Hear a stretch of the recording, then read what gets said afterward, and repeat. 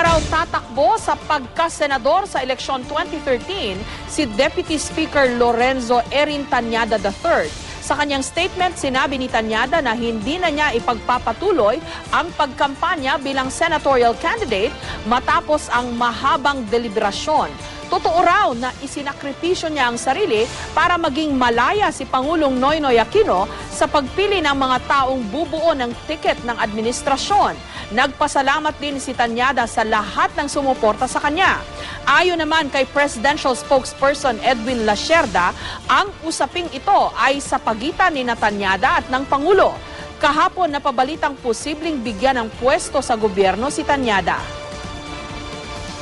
Kung anong pinag-usapan po ni Congressman Tanyada at sa ni Pangulo tungkol sa pagpasok o sa dito sa senatorial lineup, sila na lang po ang may alam nun. Kung meron pong offer sa kanyang trabaho, hindi po natin alam yon, pero titingnan natin po.